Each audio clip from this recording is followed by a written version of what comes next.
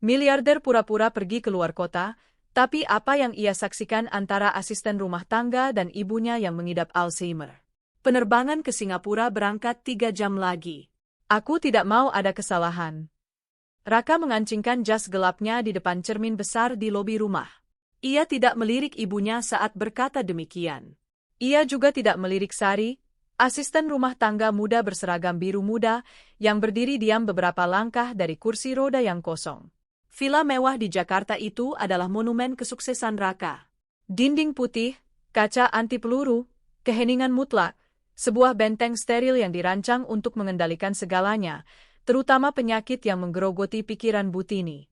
Di usianya, Butini duduk di sofa ruang tamu dengan pandangan kosong tertuju pada satu titik tak terlihat di dinding.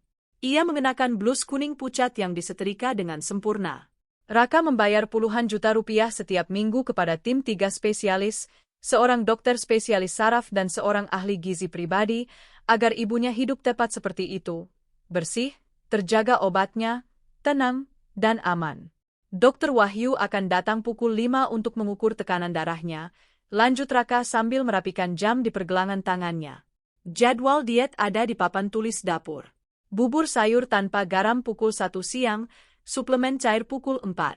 Kalau Butini gelisah, kasih pil biru. Kalau tidak tenang juga, hubungi IGD. Mengerti, Sari? Ya, Pak Raka, semuanya sudah jelas, jawab gadis itu sambil menundukkan pandangan. Raka tidak mempercayainya. Sari baru sebulan bekerja di rumah itu setelah 3 perawat senior mengundurkan diri karena mengeluh soal sikap Butini yang sulit. Sari bukan perawat berlisensi, hanya asisten rumah tangga shift malam yang meminta untuk mengambil jam tambahan di siang hari. Raka menerimanya karena terpaksa, tapi ada sesuatu dari sikap gadis muda itu yang sangat mengganggunya. Terlalu lembut, terlalu akrab. Kadang ia mendengarnya bersenandung saat membersihkan ruangan. Di rumah ini tidak ada alasan untuk bernyanyi. Aku pergi. Kembali Jumat. Raka tidak mendekat untuk berpamitan dengan ibunya. Ia tahu Butini tidak akan mengenalinya. Sudah berbulan-bulan ibunya hanya melihat dirinya sebagai orang asing berjas, atau lebih buruk lagi, sebagai dokter lainnya. Ia menutup pintu utama dengan bantingan keras yang menggema di seluruh lantai bawah. Di luar, sopir pribadinya sudah menunggu dengan pintu belakang Land Cruiser hitam terbuka. Ke bandara, Pak Raka? Tanya sopir itu. Tidak. Putar balik, parkir di gang belakang rumah dan matikan mesin. Sopir itu melirik lewat kaca spion dengan bingung, tapi mengangguk tanpa bertanya. Di kursi belakang, Raka mengeluarkan ponselnya. Ia membuka aplikasi CCTV villa, layar hitam. Ia sendiri yang menonaktifkannya pagi tadi. Jika ia ingin memergoki Sari melakukan kelalaian, ia tidak boleh membiarkan gadis itu melihat lampu merah kamera yang berkedip. Ia ingin Sari merasa bebas, tanpa pengawasan, benar-benar tidak terjaga. Ia yakin gadis muda itu mengabaikan jadwal medis. Ia sudah memperhatikan hal-hal kecil dalam beberapa hari terakhir. Pil biru yang utuh di kotak obat, bantal yang dipindah, televisi yang dinyalakan di saluran musik lama alih-alih berita keuangan yang biasa ia biarkan menyala. Seseorang sedang melanggar aturan, mengacaukan ekosistem sempurna dan mahal yang telah ia rancang untuk menjaga ibunya tetap hidup. Dan Raka tidak mengizinkan siapapun melanggar aturannya. 60 menit berlalu. Keheningan di dalam Land Cruiser yang terparkir di gang itu terasa menyesakkan. Raka melihat jam, pukul 1 siang, waktu tepatnya bubur sayur tanpa garam. Tunggu di sini. Jangan hidupkan mobil sampai aku bilang, perintah Raka membuka pintu dengan pelan. Ia berjalan menuju pintu servis dengan tas kulit di tangan, sepatu kulitnya melangkah perlahan agar tidak menimbulkan suara. Ia mengeluarkan kunci utamanya. Kunci putar dengan klik yang hampir tidak terdengar. Raka mendorong pintu dan masuk ke area laundry. Ia sudah di dalam. Perangkap telah tertutup. Sekarang ia hanya perlu berjalan menuju ruang tamu, memergoki asisten itu tertidur di sofa atau mencuri barang berharga, memecatnya seketika, dan membuktikan pada dirinya sendiri sekali lagi bahwa uang dan kendali penuh adalah satu-satunya cara nyata untuk merawat seseorang. Ia melangkah menyusuri lorong dapur. Semuanya gelap, tirai ditutup untuk melindungi perabot dari sinar matahari, tapi sesuatu menghentikannya sebelum ia mencapai ambang pintu. Raka mendongakkan kepala. Lubang hidungnya terbuka lebar. Ia mengerutkan dahi, tidak mampu memproses apa yang ditangkap oleh inderanya. Di rumahnya, udara selalu berbau cairan disinfektan klinis, spray yang disetrika, dan diffuser aromaterapi yang diresepkan oleh terapis. Tapi sekarang udara terasa pekat. Berbau lemak panas, adonan yang dipanggang, rempah-rempah kuat. Berbau racun bagi pembuluh darah ibunya. Denyut nadi Raka meningkat. Amarah menjalar ke lehernya seperti kobaran api. Makanan tidak sehat. Asisten rumah tangga itu membawa makanan tidak sehat ke dalam rumah. Para dokter sudah sangat jelas. Jantung Butini lemah. Sistem pencernaannya hampir tidak bisa menoleransi makanan cair. Kelebihan sodium bisa memicunya mengalami krisis hipertensi yang fatal. Itulah mengapa Raka menghabiskan puluhan juta rupiah setiap bulan untuk koki diet khusus yang mengirimkan makanan hambar yang sudah ditakar per gram. Dan gadis berseragam biru itu telah membawa sampah ke dalam kuil kacanya. Ia mencengkeram gagang tas kulitnya hingga buku-buku jarinya memutih. Pemecatan saja tidak cukup. Ia akan menggugat Sari. Ia akan memastikan Sari tidak bisa mendapat pekerjaan lagi di seluruh kota. Kelalaian medis adalah kejahatan dan ia punya pengacara untuk menghancurkannya. Ia terus melangkah menyusuri lorong utama yang menghubungkan dapur dengan ruang makan besar berkayu. Bau keju meleleh dan topping ayam semakin kuat, hampir menyinggung di tengah dekorasi minimalis dan lukisan-lukisan abstrak. Tiba-tiba, sebuah suara memecah kesunyian villa yang seperti kuburan itu. Raka membeku 1 meter dari pintu ruang makan.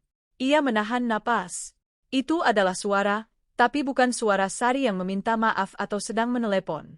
Itu adalah tawa keras, bergetar dan dalam, tawa yang membekukan darahnya, bukan karena takut, melainkan karena ketidakpercayaan yang mutlak. Sudah tepat 5 tahun sejak kematian ayahnya dan kemajuan brutal Alzheimer, tawa itu tidak pernah bergema di dinding rumah itu. Itu adalah tawa ibunya. Raka melangkah maju dan mengintip dari bingkai pintu ruang makan, tersembunyi di bayangan lorong. Apa yang ia lihat membuatnya terkesiap, mulutnya benar-benar terbuka, tubuhnya lumpuh seolah menabrak dinding beton dengan kecepatan 100 km per jam. Cahaya alami masuk deras melalui jendela-jendela besar menghadap taman, menerangi meja jati besar dengan nuansa hangat keemasan. Di sana, di tengah pemandangan itu, duduklah Butini. Ia tidak membungkuk. Tidak ada pandangan kosong, tidak ada wajah abu-abu dan apatis yang sudah berbulan-bulan Raka lihat setiap pagi. Ia duduk tegak di kursinya dengan kacamata terpasang sempurna. Blus kuningnya seolah bersinar. Ia tersenyum dengan kebahagiaan yang begitu murni, begitu jernih, seolah 10 tahun lebih muda. Di sisinya, membungkuk di atas meja dengan kehangatan yang penuh kasih, adalah Sari. Gadis itu mengenakan seragam biru muda dengan tepi putih, rambutnya terikat dalam sanggul yang rapi. Ia tidak tampak seperti asisten yang melanggar aturan, ia tampak seperti malaikat penjaga. Di atas meja tidak ada bubur sayur, tidak ada jarum suntik berisi suplemen, tidak ada gelas ukur, ada 2 kotak karton besar. Sari memegang spatula perak. Dengan gerakan hati-hati dan penuh kasih sayang, ia sedang menyajikan sepotong besar pizza ayam spesial langsung ke piring porselen halus Butini. Keju mozzarella yang meleleh memanjang dalam benang-benang sempurna, mengepul di bawah cahaya matahari. Hati-hati, nak, panas, kata Butini, tertawa sambil menggosokkan kedua tangannya dengan penuh antisipasi, seperti anak kecil yang menunggu hadiah. Ia sedang berbicara. Butini, yang selama berminggu-minggu hanya bergumam suku kata yang tidak jelas, baru saja mengucapkan kalimat lengkap yang bermakna dan penuh emosi. Ditiup dulu, Bu, jawab Sari dengan suara manis, merapikan piring di depannya, persis seperti kesukaan Pak Harto, kan? Banyak keju dan pinggirannya yang renyah. Raka merasakan pukulan langsung ke perutnya saat mendengar nama ayahnya. Begitu memang, desah Butini menutup matanya sejenak saat aroma itu menyelimutinya. Hari Jumat, kami selalu pesan ini malam Jumat waktu anak-anak masih kecil. Raka selalu menghabiskan semua topping ayamnya sebelum pizza sampai ke meja.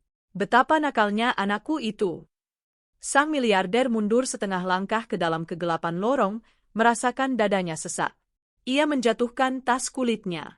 Benda kulit itu jatuh ke lantai marmer dengan bunyi tumpul, Tapi kedua perempuan di ruang makan itu begitu larut dalam momen kebahagiaan mereka hingga tidak ada yang menyadari suara itu. Raka terdiam terpaku di ambang pintu. Ia akan masuk sambil berteriak, ia akan mengutip peringatan dokter jantung, ia akan berbicara soal sodium, kolesterol, gugatan miliaran, dan pemecatan seketika. Tapi ia tidak bisa bergerak. Di hadapannya bukan kelalaian kriminal. Di hadapannya adalah ibunya, yang dikembalikan ke kehidupan oleh sepotong adonan dan keju, mengingat masa lalu yang Raka kira telah dihapus Alzheimer untuk selamanya. Ia telah menghabiskan miliaran rupiah untuk obat-obatan demi menjaga jantung ibunya berdetak dalam keadaan kesedihan abadi. Sari, dengan pizza sederhana yang disembunyikan dan percakapan yang hangat, telah mengembalikan jiwanya. Pengusaha berjas gelap itu, pria yang mengendalikan ratusan karyawan dan mengelola rekening miliaran rupiah, menyadari, pada saat itu juga, bahwa ia tidak tahu sama sekali cara mencintai ibunya sendiri. Dan saat ia melihat Butini menggigit suapan pertamanya dan menutup mata dengan kenikmatan mutlak, Raka tahu bahwa perangkap yang ia siapkan untuk menghancurkan asisten rumah tangganya itu baru saja berbalik dan mencengkeram tenggorokannya sendiri. Senyum yang terlupakan. Tas kulit mahal itu tergeletak ditinggalkan di lantai marmer.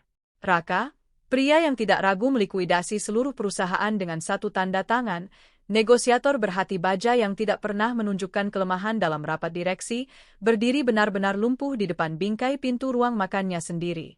Ia tidak bisa melangkah maju, tidak bisa mundur. Otaknya, yang terlatih memproses data, risiko, dan protokol, sedang mengalami korsleting dahsyat. Di sana adalah ibunya, Butini, wanita yang pagi ini tampak seperti cangkang kosong, bayangan berambut putih yang hampir tidak mampu mempertahankan pandangannya ke dinding.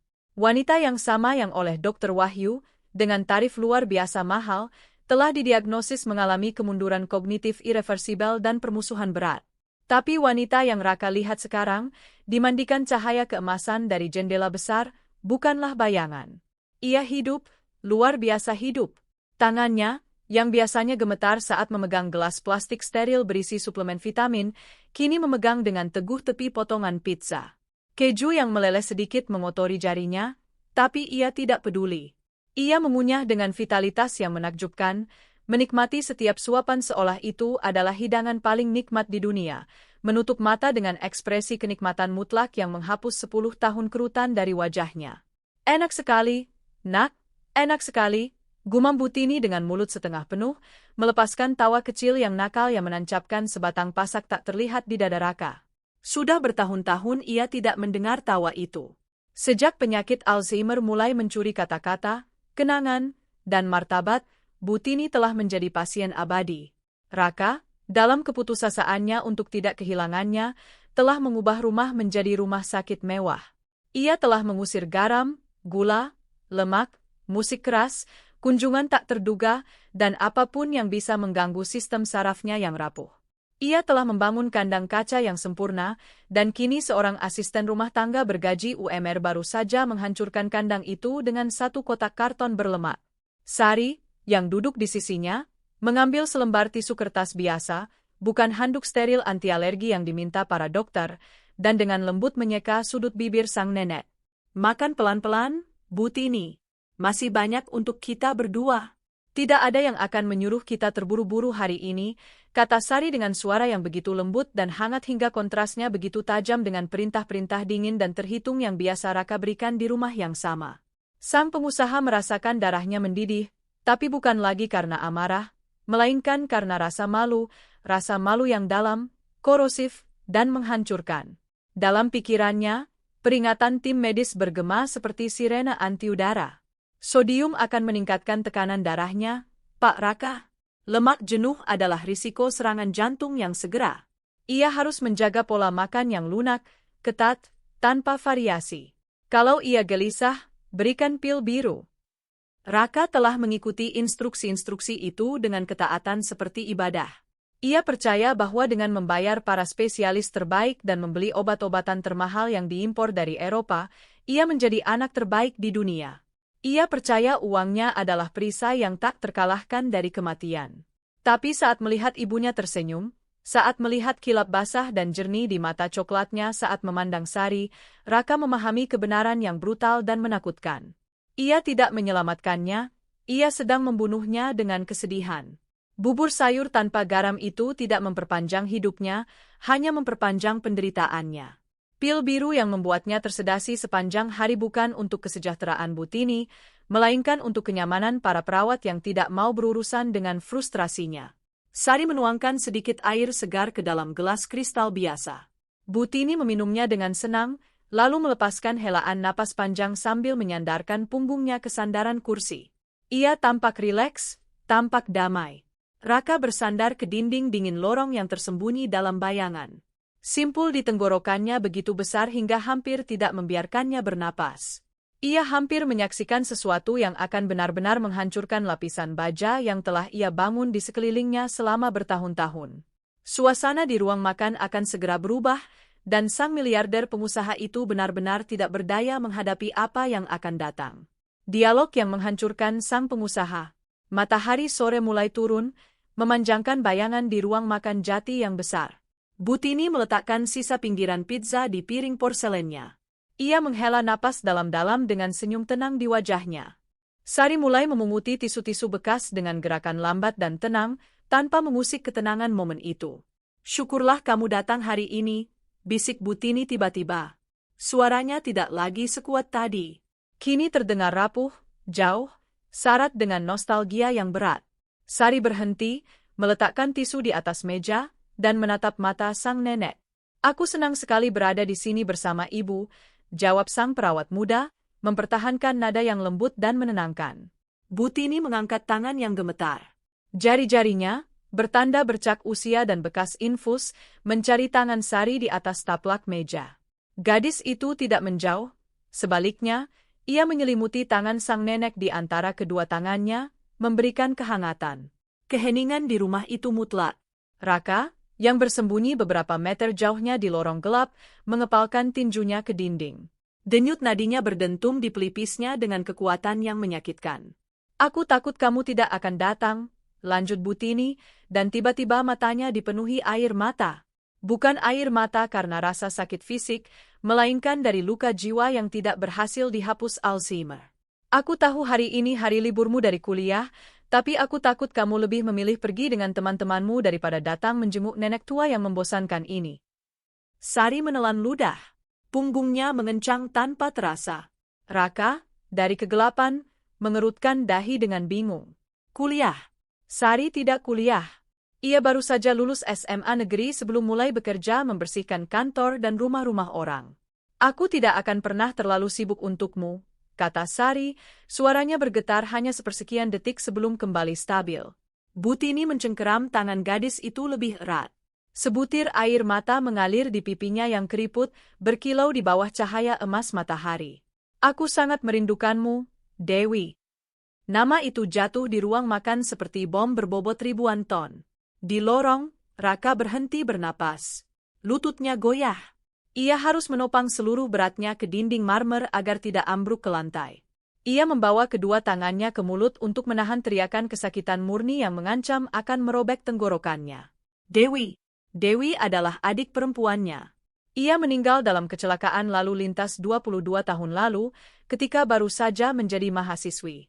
Kematian Dewi telah menghancurkan keluarga itu, telah memadamkan cahaya di mata Butini, dan telah mengubah Raka menjadi pria yang kecanduan kerja, dingin, dan obsesif terhadap kendali seperti yang ia tampilkan hari ini. Peraturan ketat dari dokter spesialis saraf Butini menetapkan protokol yang tidak bisa diganggu-gugat untuk kasus-kasus seperti ini. Terapi orientasi realita. Para dokter sudah tegas kepada Raka dan seluruh staf rumah. Jika Butini menyebut nama Dewi, mereka harus segera mengoreksinya. Mereka harus berkata kepadanya, sambil menatap matanya, bahwa Dewi sudah meninggal, bahwa ia wafat beberapa dekade lalu, bahwa tahunnya adalah sekarang, dan bahwa ia sedang mengalami kebingungan. Raka pernah menyaksikan para perawat melakukannya. Ia pernah melihat bagaimana saat protokol terkutuk itu diterapkan, mata ibunya dipenuhi teror murni. Ia pernah melihat Butini menghidupi kembali kepedihan kehilangan putrinya untuk pertama kali, berulang-ulang, menangis keras, memukuli dadanya sendiri, sampai keputusasaan memaksa para dokter menyuntikkan sedatif kuat untuk mematikannya. Itulah prosedur medis yang benar. Itulah yang uangnya bayar. Dari keremangan lorong, dengan mata dibasahi air mata yang menyengat, Raka mengamati Sari. Ia berharap asisten rumah tangga itu melakukan apa yang telah diperintahkan. Ia berharap Sari memecah pesona itu, memberitahu sang nenek bahwa ia sedang bingung, bahwa ia bukan Dewi, bahwa Dewi ada di pemakaman. Tapi Sari bukanlah dokter yang dingin. Ia adalah wanita dengan hati yang besar yang memahami belas kasih jauh lebih dari spesialis manapun yang berbaju putih. Sari menatap mata sang nenek yang penuh permohonan. Ia melihat teror yang menyelinap di balik pandangan Butini, ketakutan yang menyeramkan akan kesendirian, ketakutan kehilangan putrinya lagi. Asisten rumah tangga muda itu tidak ragu. Ia menundukkan kepala, mendekatkan kursinya, dan membelai rambut putih sang wanita dengan kelembutan yang tak terhingga.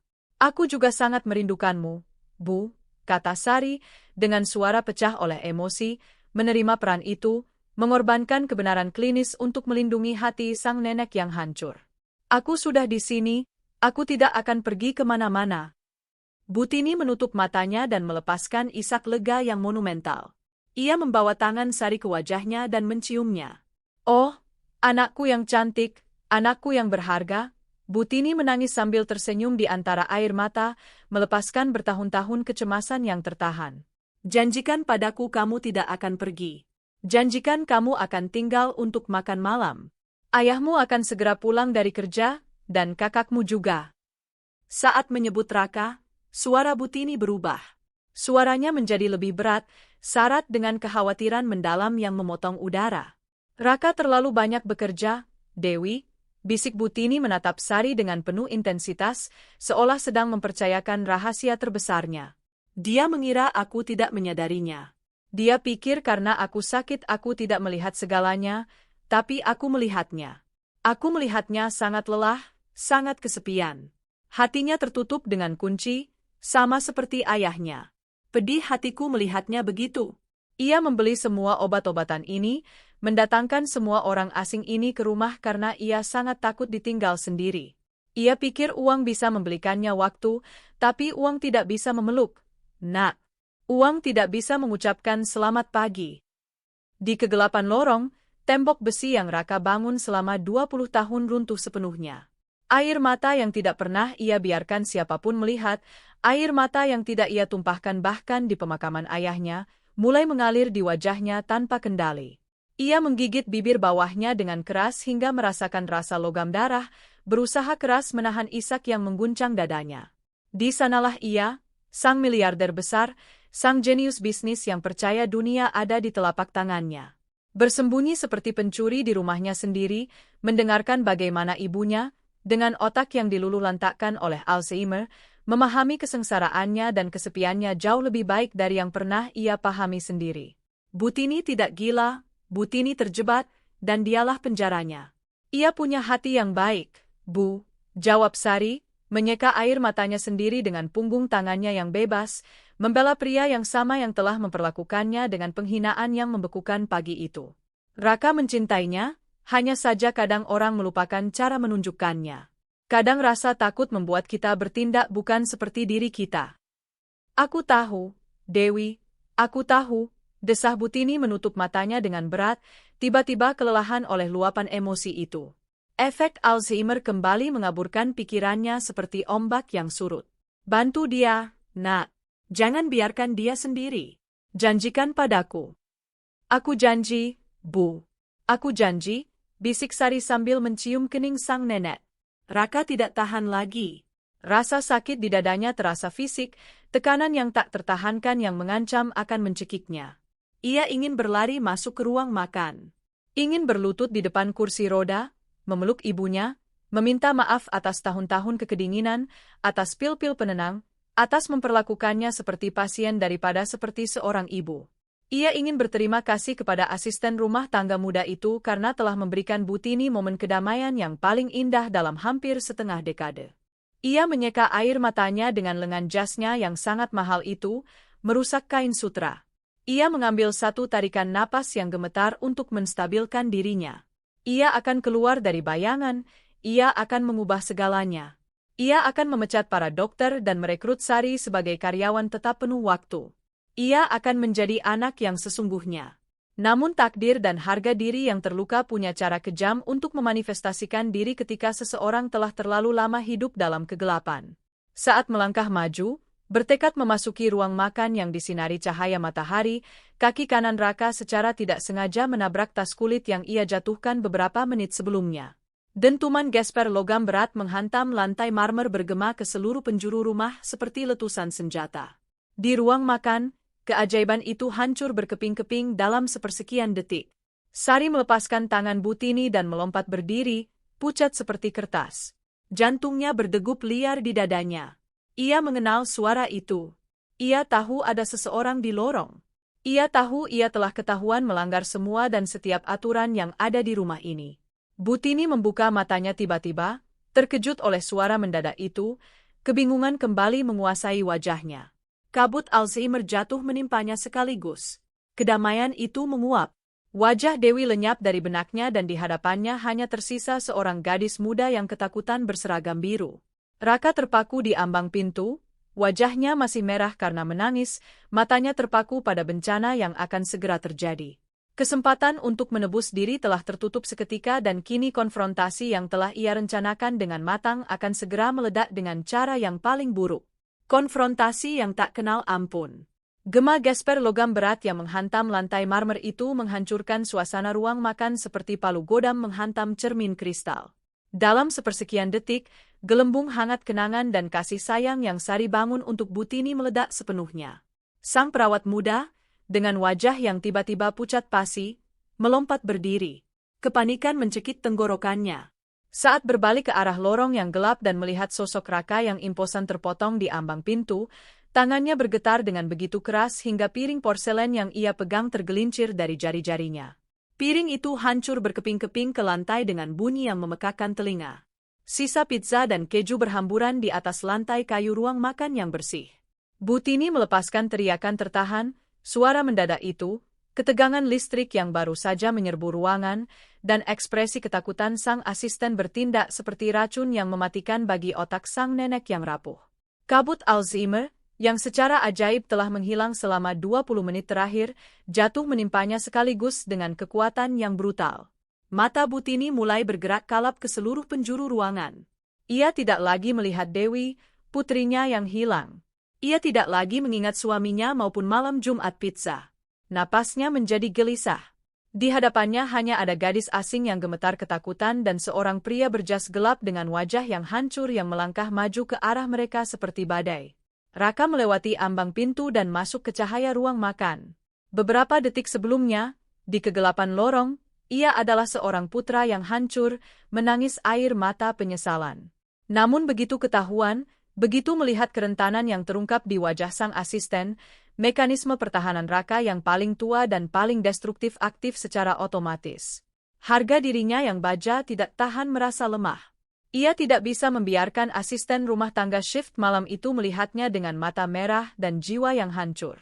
Maka ia melakukan satu-satunya hal yang ia tahu saat kehilangan kendali atas situasi, menyerang. Ia mengepalkan tinjunya, menegangkan rahangnya, dan membiarkan amarah yang lahir dari rasa malunya sendiri, menguasainya sepenuhnya. Apa maksud semua ini? Gertak Raka. Suaranya yang dalam dan penuh wibawa membuat kaca jendela-jendela besar bergetar. Sari mundur selangkah, tanpa sadar menginjak pecahan porselen. Mata coklatnya terbuka lebar, penuh air mata ketakutan murni. Ia tahu persis siapa pria yang ada di hadapannya. Raka bukan sekadar bosnya, ia adalah salah satu pengusaha paling kejam dan pendendam di Jakarta, seorang pria yang mampu menghancurkan hidup seseorang hanya dengan satu telepon. Pak Raka, saya bisa menjelaskan, tolong, kata Sari dengan suara patah-patah, menautkan kedua tangannya yang gemetar di depan dada. Saya hanya diam. Raka memotongnya dengan 2 langkah cepat hingga berdiri kurang dari 1 meter dari hadapannya. Kehadirannya menyesakkan, sebuah tembok kekuatan dan agresi. Aku mengajukan pertanyaan langsung, Sari. Apa yang dilakukan sampah ini di meja ibuku? Apakah kamu bodoh atau kamu memang sengaja mengabaikan perintah medis yang aku berikan 2 jam lalu? Ia menunjuk dengan jari menuding ke kotak-kotak karton berlemak yang bertengger di atas taplak meja impor. Pemandangan itu kontras begitu keras dengan kesempurnaan klinis rumah itu hingga terasa seperti penghinaan langsung terhadap otoritasnya. "Pak, dengarkan saya mohon," pinta Sari dengan air mata hangat mengalir di pipinya. Butini sudah 3 hari penuh tidak mau menelan bubur sayurnya. Setiap kali saya mencoba memberikan suplemen, ia memuntahkannya dan menangis. Ia kehilangan berat badan, ia kehilangan cahaya di matanya. Para dokter hanya ingin menyedasinya, tapi ia tidak butuh obat penenang. "Pak, ia lapar. Lapar akan sesuatu yang nyata, lapar akan sebuah kenangan." Kebenaran dalam kata-kata Sari memukul dada Raka seperti palu godam, karena ia sendiri, tersembunyi di balik bayangan beberapa menit lalu, telah membuktikan bahwa gadis itu benar. Ia telah melihat ibunya tersenyum seperti yang tidak pernah terjadi bertahun-tahun. Ia telah mendengar kejernihan dalam suaranya. Namun ego Raka yang terluka adalah monster yang tak terkekang. Mengakui bahwa asisten rumah tangganya benar berarti mengakui bahwa dirinya, dengan seluruh miliaran rupiahnya, telah gagal total. Berarti menerima bahwa ia telah menyiksa ibunya sendiri selama berbulan-bulan di balik tameng palsu ilmu kedokteran, dan ia tidak siap untuk runtuh di hadapan seorang asisten. Lapar akan sebuah kenangan, ejek Raka melepaskan tawa dingin, kering, dan sama sekali tanpa kemanusiaan. Tawa yang membekukan darah Sari. "Sejak kapan kamu menjadi dokter spesialis saraf? Sejak kapan ijazah SMA negerimu memberimu hak untuk mendiagnosis ibuku dan memutuskan apa yang terbaik untuknya? Kamu ini asisten rumah tangga." Butini, yang mengerut di kursi rodanya, mulai terisak diam-diam. Ia membawa kedua tangannya yang keriput ke telinganya, berusaha memblokir teriakan itu. Kekerasan dalam suara putranya menimbulkan teror yang dalam padanya, meski pikiran sakit itu tidak lagi mampu memahami mengapa mereka bertengkar. "Kamu sedang bermain-main dengan nyawanya," Raka terus berteriak, semakin mendekat ke Sari, memojokkannya ke tepi meja jati. Dokter jantungnya sudah sangat jelas. Perubahan kadar sodium bisa memicunya mengalami serangan jantung mendadak. "Apa maumu, Sari? Membunuhnya agar kamu tidak perlu membersihkan air liurnya setiap sore? Begitu?" Tuduhan itu begitu kejam, begitu sungguh-sungguh bejat dan tidak adil, hingga Sari merasa kehabisan napas. Ia membuka mulutnya untuk membela diri, namun dari tenggorokannya hanya keluar isak yang tertahan. Rasa sakit dituduh ingin membunuh wanita yang baru saja ia peluk dengan sepenuh jiwa itu terlalu besar. "Tidak, tidak, ya Allah, tidak," tangis Sari, menggeleng-geleng dengan putus asa, menatap Butini yang gemetar ketakutan. "Aku menyayanginya. Aku hanya ingin melihatnya bahagia sejenak. Ia memanggil saya dengan nama putrinya, Pak Raka. Ia meminta saya untuk tidak meninggalkannya sendirian. Ia sedang damai. Ia benar-benar sedang damai." Wajah Raka mengkerut dalam seringai kesakitan murni yang menyamar sebagai amarah. Mendengar Sari menyebut Dewi adalah tetes yang meluapkan gelas. Napasnya menjadi berat, hampir tak beraturan. Rasa bersalah sedang memakannya hidup-hidup dari dalam, namun di luar ia berubah menjadi mesin penghancur. "Adikku sudah meninggal," geram Raka sambil menghantam meja jati dengan kepalan tangan. Bunyi dentuman itu membuat gelas-gelas air melompat. "Ia meninggal 22 tahun yang lalu. Ikut-ikutan halusinasi ibuku adalah kelalaian medis yang sangat serius. Kamu menenggelamkannya lebih dalam ke demensianya. Kamu menghancurkan protokol yang aku bayar puluhan juta rupiah untuk dijaga." Raka memasukkan tangan gemetar ke saku dalam jasnya dan mengeluarkan ponsel terbaru miliknya. Layar itu menerangi wajahnya yang kacau. "Selesai," vonis Raka dengan suara yang kini berbahaya rendahnya, bisikan syarat racun yang menjanjikan kiamat bagi gadis itu. "Kumpulkan barang-barangmu. Kamu dipecat. Dan berdoalah agar malam ini aku tidak mengirim pengacaraku ke kantor polisi untuk mengajukan laporan resmi atas percobaan pembunuhan dan kelalaian medis. Aku akan memastikan, Sari, bahwa kamu tidak akan pernah mendapat pekerjaan lagi di seluruh kota ini. Aku akan menghancurkanmu." Sari merasa lantai menghilang dari bawah kakinya. Teror mutlak melumpuhkannya. Jika ia digugat, jika namanya tercoreng dengan catatan kriminal, ia tidak hanya kehilangan pekerjaan ini, ia akan kehilangan kemampuan untuk menghidupi adik-adiknya sendiri, jatuh ke dalam kemiskinan mutlak. Ia berlutut di atas sisa pizza dan pecahan piring, Tanpa peduli sepotong porselen tajam menyayat sedikit kain celananya di bagian tulang kering. "Pak Raka, saya mohon demi Allah," tangis Sari dari lantai, mengatupkan kedua tangan dalam isyarat permohonan yang putus asa, merendahkan diri sepenuhnya di hadapan kekuasaan sang miliarder yang menghancurkan. "Pecat saya. Jangan bayar saya bulan ini kalau Bapak mau, tapi jangan gugat saya. Saya punya keluarga yang bergantung pada saya. Saya punya 2 adik kecil yang makan dari gaji saya. Demi Allah saya bersumpah niat saya satu-satunya adalah memberikan kasih sayang kepada ibu bapak, kasih sayang yang di rumah ini." Sari menggigit lidahnya tepat waktu. Ia hampir berkata kasih sayang yang di rumah ini tidak pernah ada yang memberikan.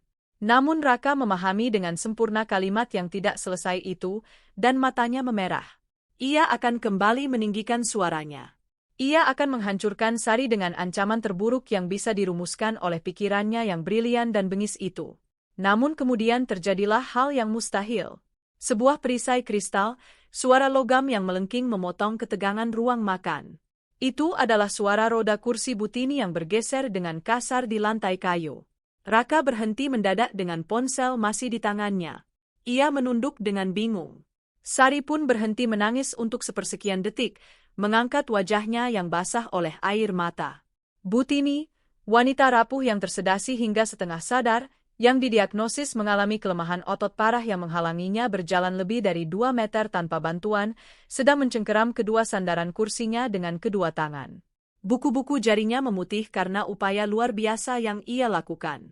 Wajahnya, penuh kerutan yang dalam, berkontraksi dalam seringai kesakitan fisik yang nyata. Lututnya bergetar nyata di balik celana kainnya yang lembut, mengancam akan menyerah kapan saja di bawah beratnya sendiri. "Ibu, apa yang ibu lakukan?"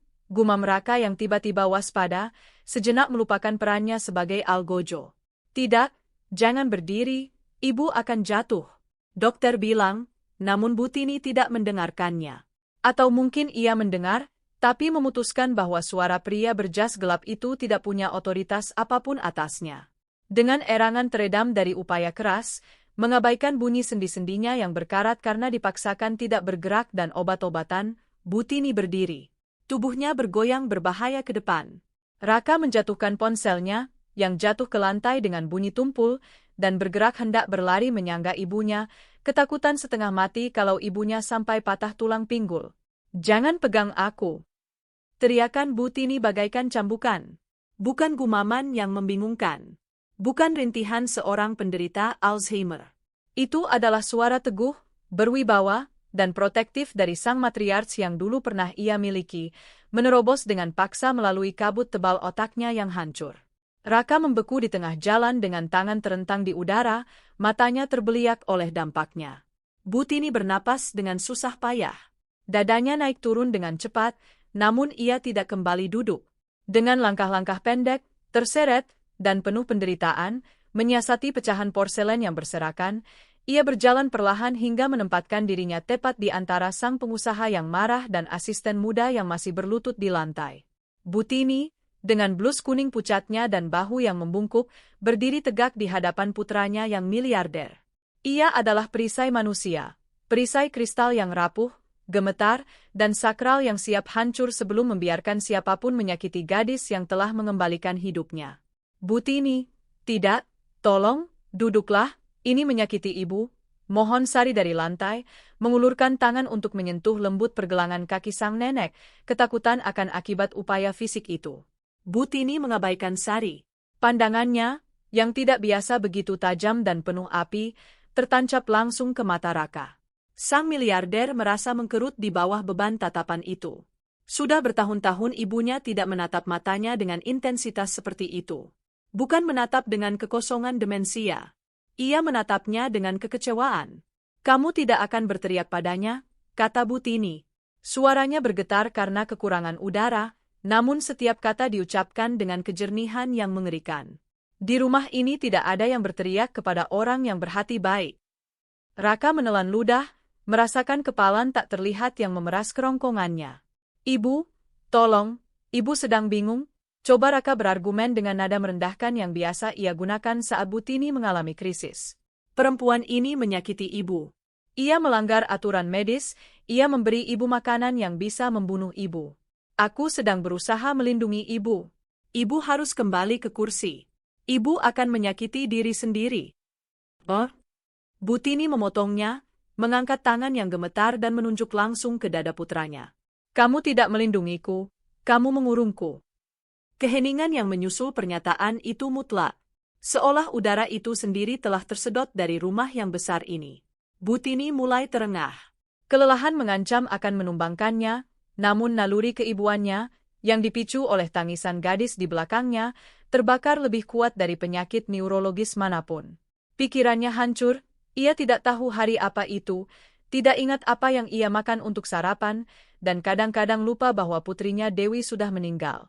Namun emosi-emosi paling dasar, cinta, ketakutan, ketidakadilan, dan kesepian, tetap utuh di inti keberadaannya. Aku tidak tahu namamu, bisik Butini menatap Raka dengan kebingungan yang menyakitkan yang membelah jiwa sang pengusaha menjadi 1000 kepingan. Kadang aku tahu kamu adalah anakku. Kadang aku hanya melihat pria kejam berpakaian hitam yang masuk ke rumahku untuk memberiku perintah dan memaksaku menelan pil-pil yang merampas tidurku. Raka merasa lantai terbuka di bawah sepatunya. Tubuhnya sendiri mulai gemetar.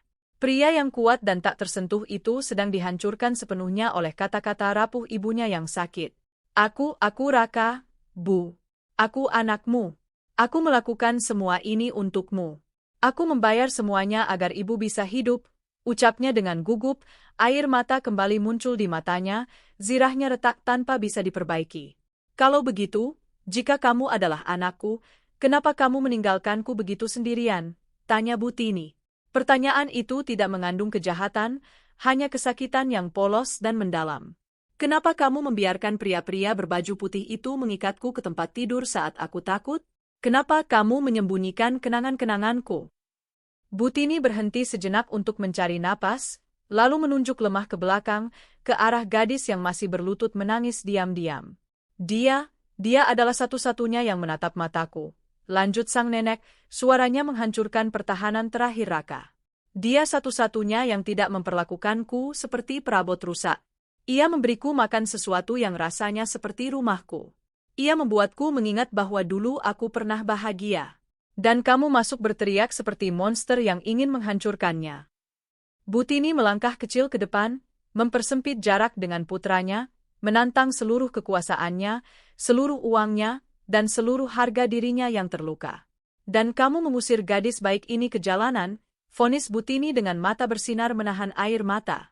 Maka janjikan padaku kamu juga akan membuka pintu untukku, karena aku lebih memilih mati kelaparan di jalanan bersama seseorang yang memelukku, daripada terus hidup 100 tahun di penjara kaca ini bersamamu. Tubuh Butini tidak lagi tahan. Adrenalin dari konfrontasi itu habis tiba-tiba seperti korek api yang padam di air. Lututnya akhirnya menyerah, menekuk di bawah beratnya sendiri.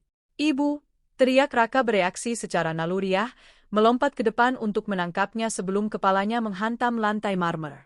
Namun Sari lebih cepat. Dengan ketangkasan yang lahir dari pengabdian murni, ia melompat berdiri, mengabaikan luka di kakinya sendiri, dan memeluk tubuh Butini yang pingsan, menahan jatuhnya. Kedua wanita itu berakhir di lantai, dikelilingi sisa pizza dan pecahan kaca. Butini telah menutup matanya. Upaya fisik yang luar biasa itu membuatnya tidak sadarkan diri. Sari menopang kepala sang nenek di pangkuannya, mengelus dahinya, menangis tanpa henti, sementara mulutnya membaca doa pelan-pelan. Raka berdiri di hadapan mereka, lengannya tergantung tak berdaya di sisinya. Ia baru saja mendengar vonis paling brutal dalam hidupnya, yang diucapkan oleh bibir satu-satunya orang yang demi dirinya ia rela menyerahkan nyawa. Harga diri sang miliarder besar telah hancur, namun alih-alih menerima pelajaran itu, alih-alih berlutut di samping Sari untuk membantu ibunya, teror karena melihat dirinya sendiri sebagai monster mendorongnya melakukan kesalahan terbesar, paling gelap, dan paling tidak termaafkan dalam seluruh hidupnya. Kesalahan yang tidak termaafkan. Tubuh Butini yang pingsan terasa berat seperti timah di atas kaki Sari. Sang perawat muda, berlutut di atas pecahan porselen, merangkul bahu sang nenek dengan keputusasaan mutlak. Ia menangis diam-diam, mengayunnya dengan lembut, mengotori seragam birunya dengan keringat dingin yang menitik di dahi Butini. Raka, Pria yang tidak takut pada pesaing finansial manapun, dilumpuhkan oleh teror. Gema kata-kata terakhir ibunya masih memantul di dinding ruang makan yang besar, mengebor tengkoraknya. Aku lebih memilih mati di jalanan daripada terus hidup di penjara ini bersamamu. Penghinaan itu membara di nadinya. Rasa sakit karena ditolak dengan cara demikian di hadapan seorang asisten sederhana mengaktifkan mekanisme pertahanan yang beracun dan destruktif di dalam dirinya. Alih-alih tunduk pada kebenaran, Raka berpegang erat pada kemarahan buta. Wajahnya mengeras seperti marmer yang ia pijak. Ia melangkah dengan langkah berat dan kasar ke arah kedua perempuan itu. Lepaskan dia, geram Raka, membungkuk tiba-tiba dan mendorong Sari dengan kasar. Gadis itu kehilangan keseimbangan dan jatuh ke belakang, telapak tangannya tersayat oleh serpihan piring yang pecah. Seleret darah mulai mengalir, bercampur dengan lemak pizza yang berserakan di lantai. Namun Raka tidak peduli, yang penting baginya hanyalah merebut kembali kendali. Jangan pegang dia seperti itu, Pak. Ia tidak sadarkan diri, teriak Sari, mengeratkan tangan yang terluka ke dadanya, ketakutan oleh cara kasar sang miliarder memperlakukan tubuh ibunya yang rapuh. Aku bilang diam, bentak Raka, mengangkat Butini ke dalam pelukannya dengan upaya luar biasa. Kepala sang nenek tergantung tak berdaya ke belakang. Napasnya adalah desisan yang lemah dan tertahan. Kamu yang menyebabkan ini. Kamu yang melanggar dietnya. Kamu yang mengacaukan pikirannya dengan permainan-permainanmu yang tidak masuk akal. Kamu membawanya ke batas kekuatannya. Ia hanya menginginkan cinta. Ia ingin merasa hidup, tangis Sari dari lantai, gemetar dari kepala hingga kaki, tidak mampu menahan rasa tidak berdaya yang mencabik tenggorokannya. Bapak tidak mengerti apa-apa. Tidakkah Bapak melihat ia sedang sekarat karena kesedihan? Raka berhenti mendadak. Otot-otot rahangnya menegang hingga hampir patah. Ia menatap Sari dengan penghinaan yang begitu gelap, begitu mutlak, hingga gadis itu merasa udara di sekitarnya membeku. Tidak, yang tidak mengerti itu kamu, desis Raka dengan suara rendah dan dingin yang lebih menakutkan dari teriakannya. Kamu adalah penyusup, seorang yang tidak tahu apa-apa yang datang untuk mengotori rumahku dan membahayakan nyawa ibuku demi kepuasan kebaikan murah yang bodoh. Ia membenahi Butini di dadanya dan melempar tatapan Algojo yang sedang menjatuhkan vonis kepada Sari. Pergi dari rumahku. Sekarang juga. Seluruh dunia runtuh di atas bahu Sari. Pak Raka, tolong. Pinta gadis itu berdiri dengan susah payah, mengabaikan rasa perih di tangan dan kakinya yang tersayat. Saya mohon demi Allah. Pecat saya kalau Bapak mau, tapi jangan tahan gaji saya. Saya sudah sebulan bekerja double shift. Adik-adik saya sedang menunggu saya. Kos kami jatuh tempo bayar besok, kalau uang itu tidak kubawa, kami akan diusir ke jalanan. Guntur yang berat bergema di kejauhan. Langit Jakarta, yang beberapa menit sebelumnya bersinar dengan matahari sore, telah tertutup awan hitam dan berat. Badai akan segera meledak. Raka tidak berkedip. Empati itu telah sepenuhnya dilahap oleh harga dirinya yang terluka. Gajimu, ejek Raka melepaskan tawa pahit yang sama sekali tidak mengandung kemanusiaan. Kamu seharusnya bersyukur kepada Allah bahwa aku tidak menelepon polisi sekarang untuk menangkapmu atas kelalaian kriminal dan kerusakan kesehatan lansia. Mau uang? Gugat aku, lihat seberapa lama pengacara bantuan hukummu bisa bertahan melawan firma hukumku. Sari membuka mulutnya, namun kata-kata tidak keluar. Tingkat kekejaman pria itu membuatnya kehabisan napas. Ia memahami pada saat itu bahwa tidak ada sisi manusiawi yang bisa ia tuju. Ia sedang berhadapan dengan mesin penghasil uang, seorang pria kosong yang telah mengganti hatinya dengan brankas. Aku tidak akan membayarmu 1 rupiah pun. Vonis Raka sambil berbalik tumit untuk keluar dari ruang makan. Kamu punya 5 menit untuk mengambil barang-barangmu dari kamar asisten dan pergi. Kalau saat aku turun kamu masih di sini, satpam di pintu masuk akan menyeretmu keluar. Raka berjalan menjauh melalui lorong, membawa Butini dalam pelukannya, menghilang dalam kegelapan tangga utama. Sari tertinggal sendirian di tengah kehancuran itu. Keheningan yang menyusul terasa seperti pemakaman, penuh tekanan, hanya dipecah oleh pukulan pertama hujan deras yang menghantam jendela-jendela kristal yang besar. Ia tidak mengambil barang-barangnya, tidak ada sesuatu yang berharga di kamar asisten itu. Bagaimanapun juga, dengan air mata yang membutakan penglihatannya, tangan yang berdarah, dan jiwa yang hancur, ia berjalan menyeret kaki menuju pintu belakang. Ia keluar ke gang belakang. Tepat ketika langit terbuka sepenuhnya. Hujan dingin membasahinya dalam hitungan detik. Sari berjalan tanpa arah di bawah badai, menggigil kedinginan dan ketakutan, tidak tahu bagaimana ia akan menatap mata adik-adiknya malam itu untuk mengatakan bahwa tidak akan ada makanan. Di dalam villa, Raka menyandarkan ibunya di tempat tidur rumah sakit yang besar yang mendominasi kamar mewahnya. Ia memeriksa nadinya. Lemah, tapi stabil. Ia menyelimuti Butini dengan selimut termal dan menutup tirai buram, menenggelamkan kamar dalam keremangan abadi. Ia turun tangga dengan perlahan. Suara langkahnya sendiri terasa tak tertahankan. Ia sampai di ruang makan. Pizza yang berantakan masih ada di sana, berserakan di lantai, bersama pecahan kaca dan noda darah sari. Bau keju dan topping ayam masih mengambang di udara, menolak untuk pergi, mengingatkannya dengan setiap napas akan momen tepat ketika ibunya telah bahagia. Raka berdiri di depan jendela besar yang dipukuli hujan. Ia telah menang, ia telah mempertahankan wilayahnya, ia telah menegakkan otoritasnya dan mengusir ancaman itu. Protokol medis kembali aman, namun saat memandangi kegelapan taman melalui kaca anti peluru, sang miliarder merasakan kehampaan yang begitu dalam di perutnya hingga membuatnya mual. Seluruh rumah terasa seperti makam yang sangat besar dan sunyi. Kemenangannya terasa pahit seperti abu. Keruntuhan. Pagi berikutnya tiba tanpa matahari. Langit masih diwarnai abu-abu seperti timah dan villa itu tenggelam dalam suasana ketegangan klinis yang maksimal. Tepat pukul 8 pagi. Dr. Wahyu, seorang dokter spesialis saraf berjas ukuran dan koper penuh sedatif generasi terbaru, berdiri di depan tempat tidur Butini. Di sisinya, dua perawat berbadan besar dengan seragam putih bersih menunggu perintah. Raka mengamati adegan itu dari ambang pintu dengan tangan bersilang di dada. Ia tidak tidur sedetik pun.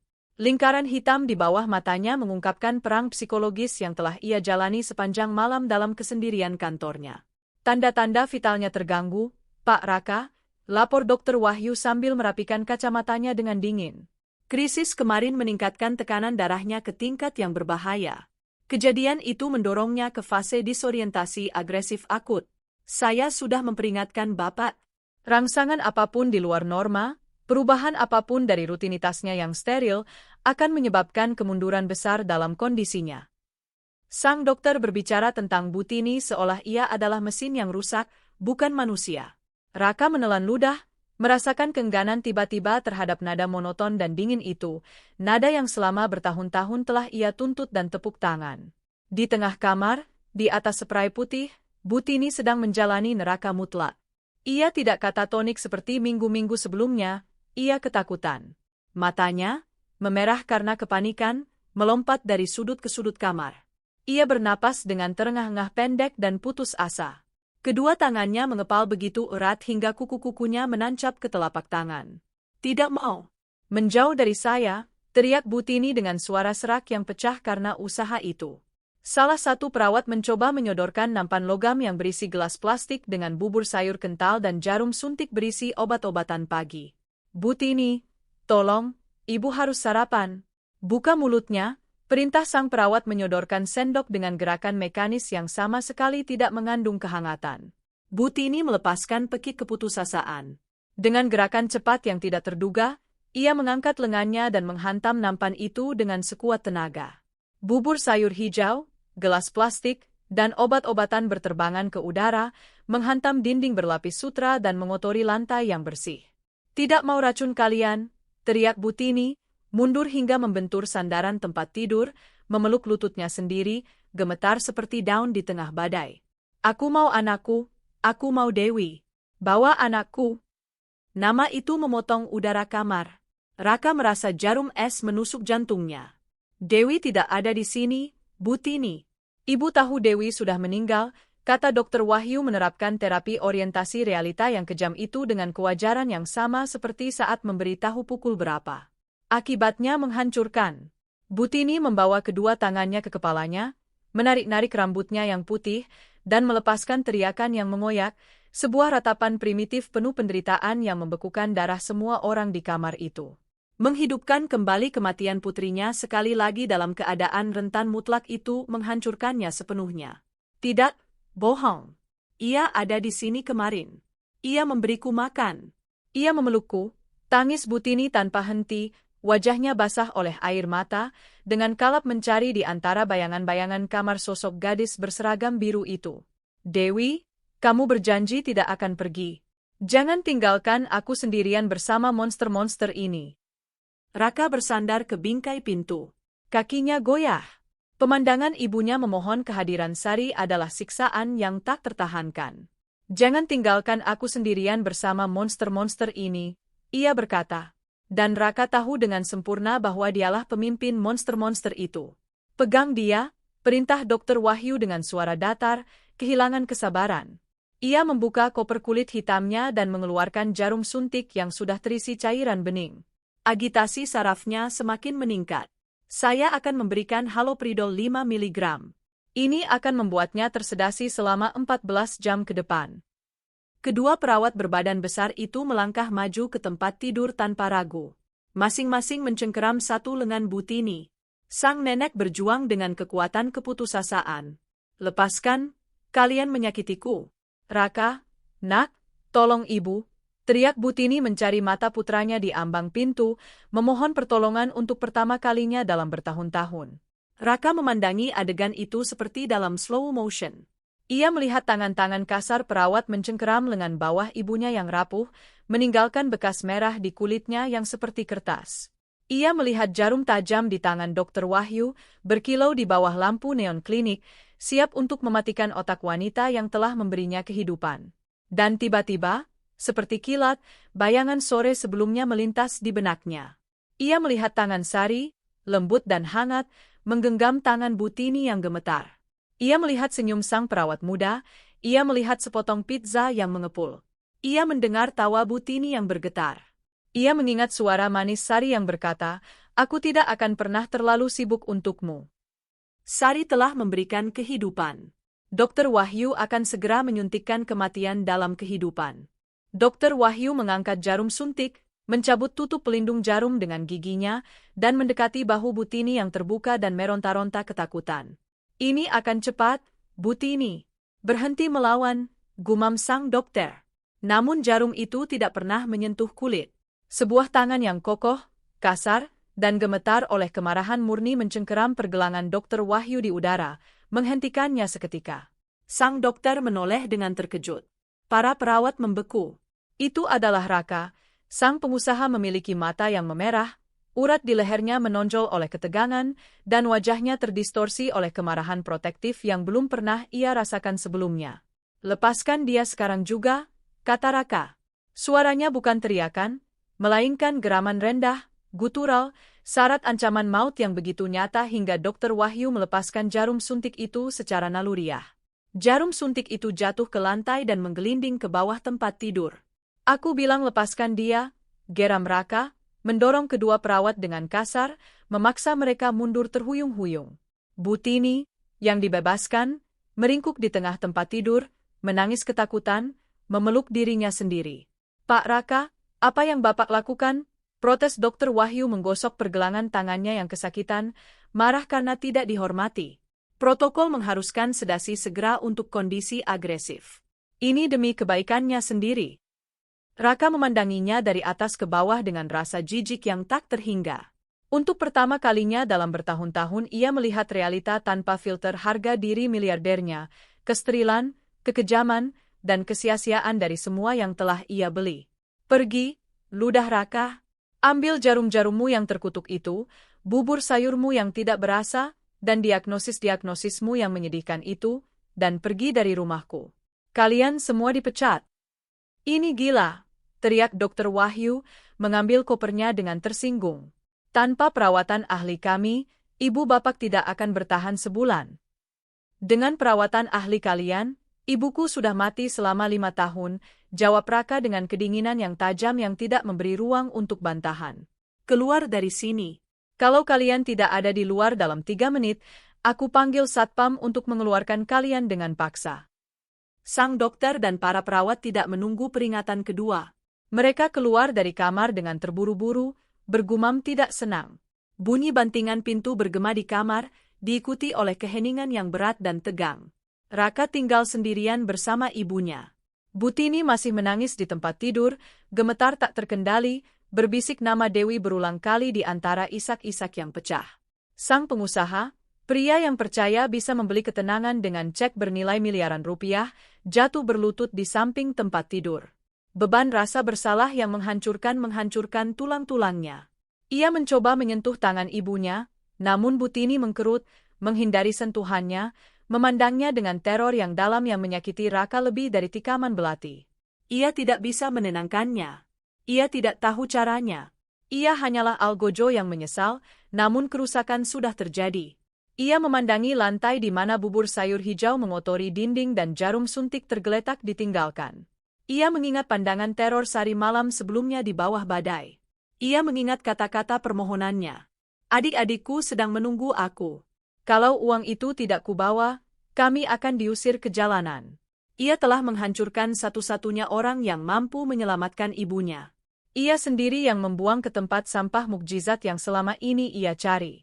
Raka menyembunyikan wajahnya di antara kedua telapak tangannya dan untuk pertama kalinya dalam kehidupan dewasanya, ia menangis dengan keputusasaan yang murni. Ia menangis untuk ibunya, menangis untuk kesombongannya, dan menangis untuk kebutuhan yang mendesak dan menakutkan untuk menemukan seorang asisten rumah tangga muda di kota dengan 10 juta penduduk. Buku harian di kamar asisten. Keheningan yang menyelimuti villa yang besar setelah kepergian tiba-tiba tim medis itu terasa seperti pemakaman, kehampaan yang begitu berat seolah menghancurkan oksigen. Di kamar mewah berlapis dinding sutra, Butini akhirnya berhenti berteriak. Kelelahan fisik dan emosional begitu ekstrim hingga tubuhnya yang rapuh sekadar padam, menyerah pada tidur yang gelisah dan penuh gemetar yang sporadis. Tidak perlu menyuntikkan racun sedatif yang Dr. Wahyu niatkan untuk menghapus kesadarannya. Cukup dengan hilangnya teror dari pandangannya. Raka berlutut di samping tempat tidur klinis yang besar selama waktu yang terasa berjam-jam, tidak mampu mengucapkan satu kata pun, dengan napas yang terputus-putus dan mata yang terpaku pada wajah ibunya yang pucat dan penuh bekas air mata. Rasa bersalah adalah binatang hidup yang memangsa isi perutnya. Ia hampir membiarkan otak wanita yang memberinya kehidupan itu dimatikan. Semua demi keras kepalanya yang absurd dalam mempertahankan protokol klinis yang tidak berguna untuk apapun selain memberi makan ilusi kendalinya sendiri. Ia telah mengusir satu-satunya orang yang berhasil membuatnya tersenyum selama 5 tahun terkutuk itu. Ia telah membuang Sari ke dalam badai tanpa sepeser pun, menghinanya dan mengancam akan menghancurkannya. Tiba-tiba, sebuah urgensi yang brutal, keputusasaan yang hampir hewani, menguasai sang pengusaha. Ia harus menemukannya. Ia harus memperbaiki kerusakan dahsyat yang telah disebabkan oleh kesombongannya.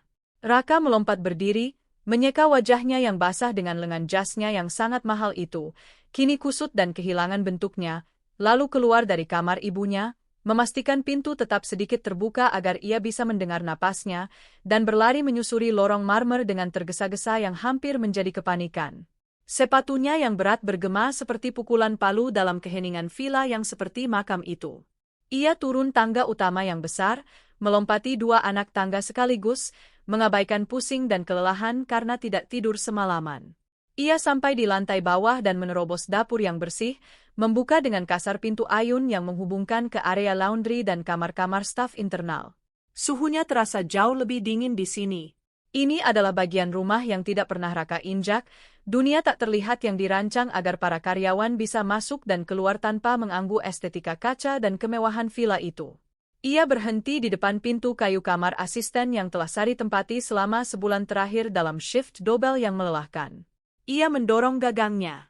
Pintu berderit pelan saat terbuka, mengungkap ruang yang sangat kecil, hampir tidak cukup untuk satu kasur dengan spray kasar, lemari metal kecil, dan meja samping tempat tidur dari kayu partikel. Kamar itu gelap sepenuhnya. Satu-satunya cahaya datang dari jendela kecil di atas yang membiarkan masuk sinar kelabu pagi yang berawan.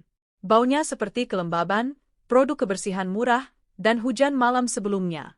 Raka menyalakan bohlam telanjang yang tergantung dari langit-langit dan merasakan tusukan rasa malu melihat kemiskinan mutlak tempat itu. Ia tidur di atas spray katun premium impor, sementara gadis yang merawat jiwa ibunya itu beristirahat di atas kasur yang amblas yang tidak akan layak untuk anjing-anjing mitra bisnisnya. Sari hampir tidak meninggalkan apa-apa. Karena diusir dengan begitu keras, ia hampir tidak punya waktu untuk mengambil tasnya yang kecil. Lemari metal itu terbuka lebar, memperlihatkan isinya yang benar-benar kosong. Tidak ada seragam, tidak ada sepatu cadangan, tidak ada benda pribadi, tidak ada apa-apa. Pikir, Raka, pikir. Ia bergumam untuk dirinya sendiri dengan suara serak, melewatkan kedua tangannya ke rambutnya yang berantakan dalam isyarat keputusasaan murni. Pasti ada salinan KTP-nya, kontrak, CV. Agen tenaga kerja buka sampai siang. Aku tidak bisa menunggu selama itu. Aku butuh alamatnya sekarang juga. Ia mulai menggeledah kamar kecil itu dengan gerakan kalap.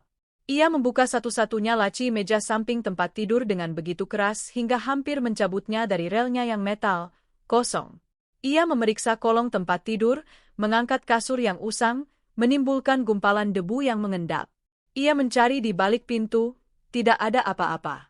Sari adalah hantu yang telah melewati rumah itu, hanya meninggalkan jejak kebaikannya dan menghilang tanpa meninggalkan satupun jejak birokrasi. Raka melepaskan geraman frustrasi dan menghantam dinding dengan kepalan tangan, merasakan kepanikan mengancam akan melumpuhkannya. Ia duduk berat di tepi kasur tunggal itu, menenggelamkan wajah di antara kedua tangannya, bernapas dengan gelisah.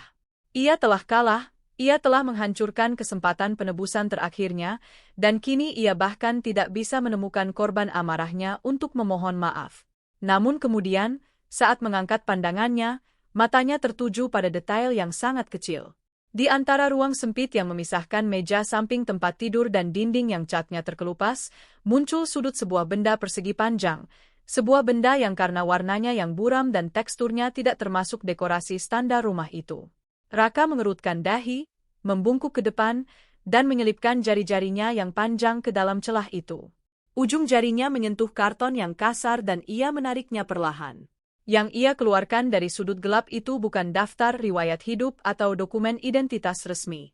Itu adalah buku catatan murah, buku catatan spiral metal dengan sampul karton biru tua yang tampak lusuh karena terus-menerus bergesekan.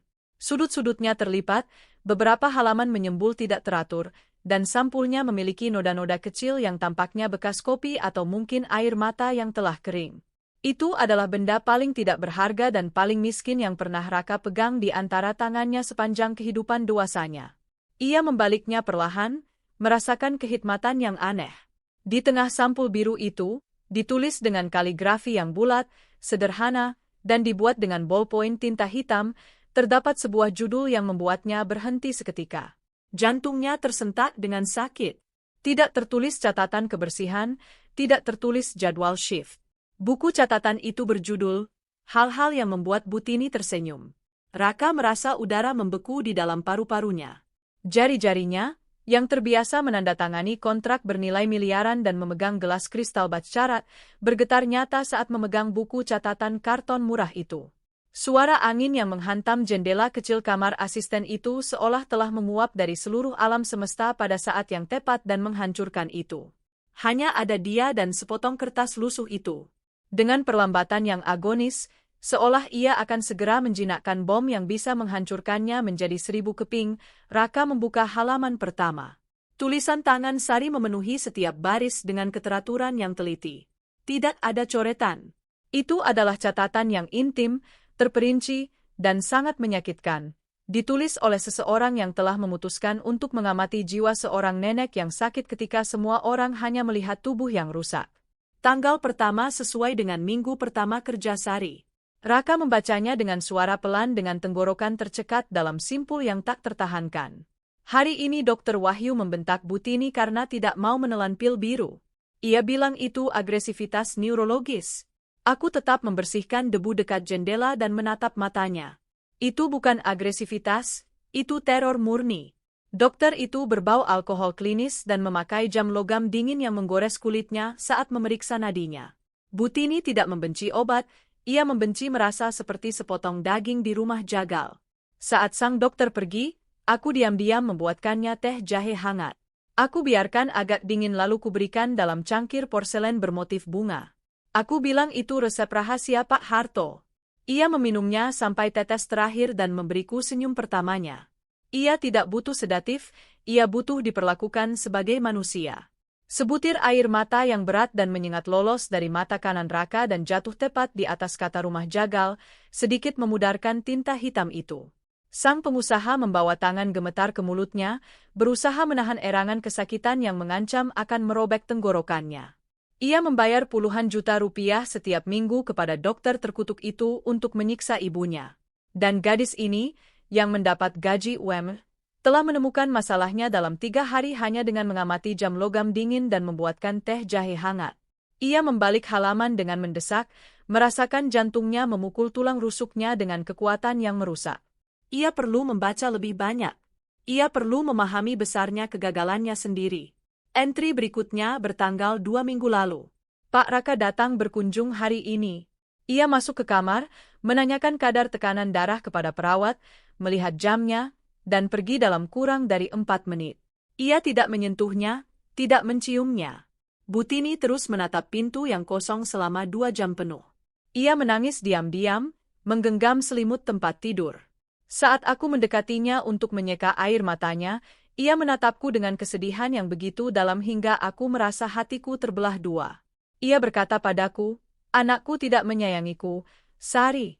Aku ini beban yang menghabiskan banyak uang." Aku mengelus rambutnya dan terpaksa berbohong untuk menyelamatkan sedikit harapan yang tersisa padanya. Aku bilang, "Pak Raka bekerja dari pagi hingga malam untuk membelikanmu bintang-bintang, Butini, karena ibu adalah hal terpenting dalam hidupnya." Ia memejamkan matanya dan berbisik padaku, "Aku tidak mau bintang-bintang itu. Aku hanya mau ia duduk di tempat tidurku dan memelukku, meski aku lupa namanya." Suara yang lolos dari bibir Raka bukanlah isak, melainkan lolongan teredam dari penderitaan murni. Sang pria baja, sang raksasa finansial, runtuh sepenuhnya. Buku catatan itu tergelincir dari tangannya dan jatuh ke lantai sementara ia meringkuk di atas kasur yang menyedihkan itu, memeluk perutnya sendiri, mengayun maju mundur dalam kegelapan emosional yang paling mutlak dan menyedihkan. Wahyu itu adalah pukulan brutal, palu yang menghancurkan kaca anti peluru kesombongannya. Semua yang ia percayai selama 5 tahun terakhir adalah kebohongan kolosal. Ia telah membangun kerajaan finansial, percaya bahwa uang adalah jawaban atas tragedi kematian ayahnya dan kemajuan Alzheimer. Ia telah membentengi hatinya, meyakinkan dirinya bahwa menjaga Butini tetap hidup dalam kandang steril dengan mesin-mesin terbaik dan dokter-dokter termahal di negeri ini adalah tindakan cinta yang tertinggi. Ia pikir jarak emosionalnya adalah bukti kekuatan, bahwa melindungi diri dari rasa sakit melihat ibunya memburuk adalah hal yang diperlukan agar ia bisa terus membayar tagihan-tagihan. Namun buku harian gadis sederhana itu, ditulis dengan beberapa kesalahan ejaan kecil dan penuh noda kopi, mengandung lebih banyak kebijaksanaan, lebih banyak ilmu, dan lebih banyak cinta daripada semua rekam medis di dunia ini digabungkan. Sari bukan asisten rumah tangga yang melanggar aturan. Ia adalah satu-satunya orang di rumah kaca itu yang berjuang untuk menjaga jiwa Butini tetap hidup, sementara ia, sang putra yang sempurna, justru sibuk membunuhnya perlahan dengan kedinginan yang mengerikan. Raka berlutut di lantai kamar asisten, tanpa peduli debu mengotori lututnya, dan mengambil buku catatan itu dengan tangan gemetar, memperlakukannya seolah itu adalah relik paling berharga di muka bumi ini. Ia membukanya di halaman-halaman terakhir dengan penuh keputusasaan mencari sesuatu lagi, sebuah tanda terakhir, klimaks dari tragedi yang ia sendiri telah rancang. Entry terakhir ditulis dengan huruf yang terburu-buru, dengan goresan kuat yang menunjukkan emosi yang intens. Bertanggal hari sebelumnya, beberapa jam sebelum ia berpura-pura pergi ke Singapura untuk menjebatnya dalam perangkap pengecutnya. Butini sudah 3 hari tidak mau makan bubur sayur hijau. Para dokter bilang ini pemberontakan. Aku tahu bukan itu. Warna hijau bubur itu sama dengan warna dinding ruang IGD tempat putrinya Dewi meninggal 22 tahun lalu.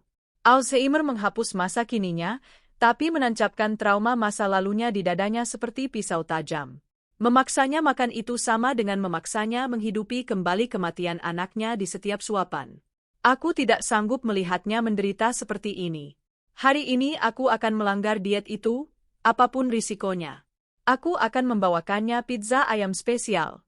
Itu makanan tidak sehat, aku tahu, tapi Butini pernah bercerita padaku bahwa itulah yang mereka makan setiap malam Jumat saat keluarganya masih lengkap dan bahagia. Kalau Pak Raka memergokiku, aku tahu ia akan memecatku. Aku tahu ia adalah pria yang kejam, pria yang dingin yang hatinya tertutup di bawah 1000 gembok. Aku takut dengan apa yang mungkin ia lakukan padaku karena adik-adikku membutuhkanku dan kalau aku kehilangan pekerjaan ini kami akan tinggal di jalanan. Tapi aku lebih memilih menghadapi amarah miliarder tanpa jiwa itu daripada membiarkan Butini melewati 1 hari lagi dalam neraka putih ini. Hari ini majikanku akan tersenyum, meski itu adalah hal terakhir yang kulakukan di rumah ini. Kata-kata terakhir itu bagaikan tembakan jarak dekat langsung ke tengah dahi Raka. Aku lebih memilih menghadapi amarah miliarder tanpa jiwa itu. Itulah gambaran yang Sari miliki tentang dirinya, dan ia tidak salah. Ia telah menjadi monster yang sesungguhnya. Sari telah mempertaruhkan segalanya. Pekerjaannya, atap untuk adik-adiknya, keamanan pangannya sendiri, demi satu tindakan yang sederhana, murni, dan suci. Memberikan 5 menit kebahagiaan kepada seorang nenek yang hancur. Dan bagaimana Raka membalas pengorbanan suci itu, dengan mengusirnya ke jalanan di tengah hujan deras, berteriak di wajahnya, menahan gajinya, dan mengancam menghancurkannya secara hukum. Ia telah meninggalkan Sari di bawah belas kasihan kemiskinan sementara ia tidur di atas seperai sutra. Beban seluruh emasnya, seluruh miliaran rupiahnya, perusahaan-perusahaannya, mobil-mobil anti pelurunya, dan kekuasaannya jatuh menimpa bahunya dengan kekuatan yang meremukkan, dan ia menemukan bahwa semua itu tidak bernilai sama sekali. Seluruh kerajaannya adalah sampah di hadapan kebesaran hati wanita yang baru saja ia hancurkan. Maafkan aku, ya Allah, isak Raka dalam kesendirian yang agonis di kamar asisten yang kosong itu, mengeratkan buku catatan biru ke dadanya dengan begitu keras hingga spiral metalnya menancap ke kulitnya melalui kemeja desainernya. Air mata membakar wajahnya, membasahi karton murah itu, mencuci 20 tahun kesombongan, harga diri, dan rasa sakit yang terpendam. Sang pengusaha yang tak kenal ampun telah mati pada saat itu, dibunuh oleh kebenaran yang tertulis di halaman-halaman milik seorang asisten. Ia tetap berlutut di debu selama 10 menit yang panjang, membiarkan tangisan mencuci jiwanya yang korup, menerima keseluruhan rasa bersalahnya, merangkul rasa malu yang paling dalam dan paling murni yang pernah ia rasakan. Namun rasa sakit dan rasa bersalah saja tidak cukup. Penyesalan tanpa tindakan hanyalah bentuk lain dari kepengecutan. Dan Raka telah menjadi pengecut terlalu lama. Ia mengangkat kepalanya. Matanya yang merah, bengkak, dan berlelehan air mata dipenuhi oleh tekad yang ganas, api baru yang menyala-nyala yang lahir bukan dari harga diri, melainkan dari keputusasaan yang paling rendah hati. Ia berdiri menyeka debu dari celananya secara otomatis. Ia menatap buku catatan biru yang ia pegang di tangan kanannya. Ia tidak tahu di mana Sari tinggal. Ia tidak punya alamatnya. Tidak punya nomornya, tidak punya nama lengkapnya, tidak ada referensi di rumah kosong kemanusiaan ini. Jakarta adalah monster aspal dengan 10 juta penduduk, labirin tak berujung di mana seorang gadis muda yang miskin dan tanpa sumber daya bisa menghilang selamanya dalam hitungan jam. Namun Raka bersumpah dalam diam, mengeratkan rahangnya dengan keyakinan baja bahwa ia akan membalik setiap batu di setiap jalan kota ini jika diperlukan. Ia akan membakar seluruh kekayaannya, menguras rekening banknya, mengerahkan setiap detektif swasta di negeri ini untuk mencarinya. Biaya tidak penting, waktu tidak penting. Ia akan menemukan Sari, dan saat menemukannya ia tidak akan datang sebagai Pak Raka yang agung, bos arogan yang menuntut rasa hormat dan mendiktekan aturan klinis yang absurd. Ia akan datang sebagai putra yang menyesal yang tidak layak mendapat mukjizat yang telah Sari hadiahkan untuk ibunya. Ia akan berlutut di hadapannya di tengah kemelaratan kenyataannya dan memohon agar Sari mengajarinya cara mencintai kembali. Ia keluar dari kamar asisten dengan berlari, menerobos rumah seperti angin puyuh, dan melewati pintu utama dari kaca anti peluru, menghadapi badai yang masih mengamuk di kota itu, siap turun ke neraka untuk menemukan wanita yang memegang kunci surga ibunya. Pencarian di lumpur. Mesin Land Cruiser hitam yang besar mengaum dengan ganas hingga membuat kaca-kaca villa bergetar. Raka menginjak gas penuh, menghancurkan rumput halaman masuk yang sempurna, sementara badai menghantam kaca depan dengan keganasan yang tanpa ampun. Tangannya, mengeratkan kemudi berlapis kulit, bergetar tak terkendali. Di sisinya, di kursi penumpang, bersandar buku catatan karton biru yang murah, Kompas yang baru saja menghancurkan dunia kebohongannya dan kini menunjukkan satu-satunya jalan menuju keselamatan. Ia tidak punya alamat pastinya, namun ia punya kekuatan sebuah kerajaan di tangannya. Melalui sistem hands-free kendaraan itu, ia menelepon Direktur Sumber Daya Manusianya. Pukul 10 pagi di hari Sabtu, namun Raka tidak menerima alasan apapun. Dengan suara yang pecah, serak, dan syarat urgensi antara hidup dan mati, ia memerintahkan agar mereka melacak catatan perusahaan outsourcing kebersihan. Ia mengancam akan memecat seluruh dewan direksi jika dalam 10 menit ia tidak mendapat koordinat tepat Sari di GPS-nya. 9 menit kemudian, layar dashboard menyala dengan titik merah. Tujuannya berada hampir 20 km jauhnya, di salah satu permukiman paling terpinggirkan, paling miskin, dan paling terlupakan di pinggiran Jakarta. Tempat di mana aspal tidak ada, di mana jalan-jalan berubah menjadi sungai lumpur coklat setiap kali langit menangis, dan di mana rumah-rumah dibangun dari bata abu-abu tanpa cat, atap seng bergelombang, dan harapan yang hancur. Saat Raka semakin menjauh dari gelembung kaca dan kemewahan miliknya, lanskap perkotaan semakin suram. Hujan turun deras, menggenangi jalan-jalan tanpa drainase. Land Cruiser anti-peluru itu, simbol status yang harganya melebihi seluruh blok yang ia lewati, melaju dengan susah payah di antara lubang-lubang besar dan genangan air keruh. Orang-orang yang berlindung di bawah terpal seadanya memandangi kendaraan itu dengan curiga. Tiba-tiba, ban-bannya selip. Lumpur yang pekat dan licin menangkap roda depan Land Cruiser yang berat di tengah jalan menanjak yang tidak beraspal. Kendaraan itu tidak bisa maju 1 meter pun. GPS menunjukkan bahwa rumah Sari berada 300 meter ke atas bukit, di gang sempit yang tidak bisa dilalui mobil. Di momen manapun dalam hidupnya sebelum ini, Raka akan memaki, akan menelepon tim penyelamat, dan tidak akan pernah menginjakkan kaki keluar dari mobilnya. Namun pria yang ada di dalam kendaraan itu bukan lagi sang miliarder yang tak tersentuh. Ia adalah seorang putra yang putus asa yang merasa waktu mengalir lenyap seperti pasir di antara jari-jarinya. Ia mematikan mesin, membuka pintu, dan melangkah langsung ke dalam badai. Hujan dingin membasahinya dalam hitungan detik. Sepatunya yang mahal, disemir sempurna, tenggelam hampir hingga mata kaki ke dalam lumpur yang pekat dan berbau. Jas desainernya, yang harganya puluhan juta rupiah, basah kuyup dan menempel ke kulitnya, kehilangan seluruh bentuk dan zirahnya yang palsu. Angin dingin mencambuknya tanpa ampun, namun Raka tidak berhenti. Ia berjalan dengan susah payah, tergelincir dan tersandung, merasakan lumpur menyiprat ke wajahnya dan mengotori tangannya. Dengan setiap langkah di kubangan itu, harga dirinya semakin hancur. Ia sedang menempuh jalan yang sama yang Sari tempuh setiap hari dini hari untuk pergi membersihkan kotoran di rumah kacanya. Ia sedang merasakan sendiri di kulit kerentanan dan kerasnya dunia nyata, dunia yang ia percayai bisa ia pimpin dari kantornya di lantai 40. Ia sampai di ujung gang. Di hadapannya berdiri sebuah bangunan yang rapuh, pintu kayu yang sudah lapuk di bagian bawahnya, dilindungi oleh atap seng kecil yang menetes tak henti. Tidak ada bel, tidak ada CCTV, hanya kekasaran kemiskinan yang ekstrim. Raka mengangkat tinjunya yang gemetar karena dingin dan ketakutan murni. Takut kalau Sari tidak ada, takut kalau ia tidak memaafkannya. Ia mengetuk kayu yang basah itu 3 kali. Keheningan dari dalam mutlak. Raka mengetuk lagi, kali ini lebih keras, merasakan jantungnya akan meledak di dadanya. Sari, teriaknya dengan suara yang teredam oleh kebisingan hujan yang memekakkan, mengetuk lembaran seng atap. Tolong, Sari, buka pintunya. Ia mendengar suara kunci berkarat yang berputar pelan. Pintu terbuka beberapa sentimeter, cukup untuk mengungkap wajah yang pucat dan ketakutan. Itu adalah Sari. Ia mengenakan hoodie lusuh dan celana jogging abu-abu. Tangan kanannya dibalut dengan perban seadanya yang ternoda darah kering, luka yang ia alami saat jatuh di atas pecahan piring di ruang makan. Di balik kakinya muncul wajah-wajah ketakutan dari 2 anak kecil, adik-adiknya, yang memandangi orang asing raksasa yang basah kuyup itu dengan mata melotot. Saat mengenali pria yang ada di luar, wajah Sari berubah menjadi topeng kepanikan mutlak.